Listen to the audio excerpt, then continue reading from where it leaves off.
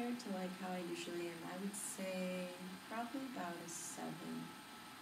7 to an 8. Where would you say you usually are? Where? Definitely probably like a 3. Okay, so you're substantially more worried. Well, I think working to combat some of that worry, and I think, you're right, you are looking at a lot of situations. It's almost like there's this internal dialogue going on between you. Should I do this? But if I don't do this? Yeah. To kind of work on calming those voices. And I know you said you used meditation. Have you ever looked at that and applying that to your worries? Yeah, I have, and that's kind of why I started it, but, and I'm liking it, but with everything else going on, I find I don't have time, and then when I do have time, it's like, I don't know, just don't have energy to go out and pursue anything. But I did start with finding a group, but, I just gotta get the energy to do it.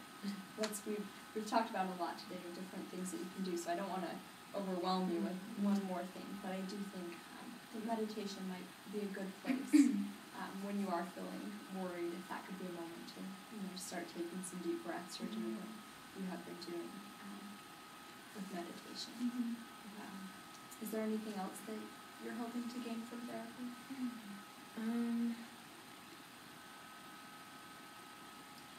Let's see. I don't know. I guess I know I have the meditation piece, but maybe it's just finding some other things I can get involved with, or other ways. I don't know if you have any suggestions about, relaxing, or because I feel like my mind is constantly worrying or sad or something, just taking it away. I don't know. Okay. That's possible. Well, that's one technique we can use is called to schedule a worry time. So we can say, like, every day we could do once a day, twice a day, and you schedule 10 to 15 minutes, and during that 15 minutes, that's when you can do all your worrying. And I don't know if you want to journal your worrying, or if you just want to let your brain talk about it in your head, or if you'd rather, talk about it if you have a close friend who maybe could spare that 15 to 30 minutes a day and talk about it. And then after that time is up, just say, nope, done worrying, I can worry again later. So that's one thing that you can do. I think that doing a more of a schedule for time management might be one way to kind of reduce some of your worries about school-related things, but things about worrying about friends and what other people think. I think that could be something that maybe if you schedule it to a confined place, and once you're done, just remind yourself, I'm done worrying about that right now. I can worry about it later.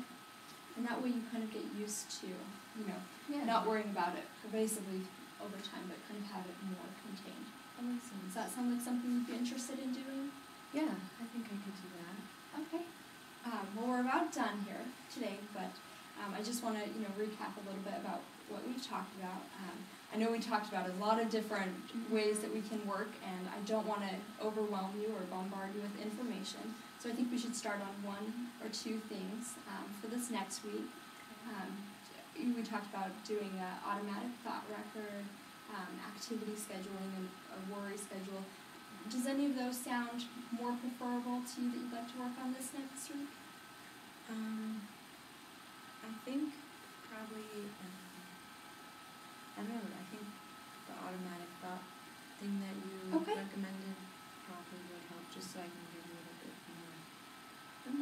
more, feeling of what's going on. Okay, so what I'm going to do is I'm going to give you this sheet of paper, and you'll see right here that there's a section for your automatic thoughts, and so I want you to write there just quick sound bites, whatever's going through your head.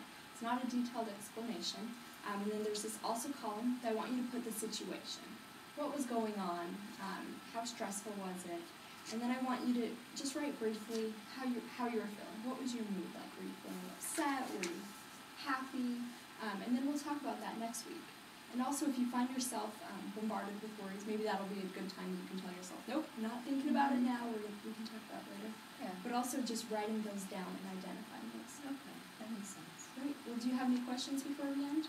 No, I don't. Okay. Well, it was great meeting with you today. You too. We'll see you next week.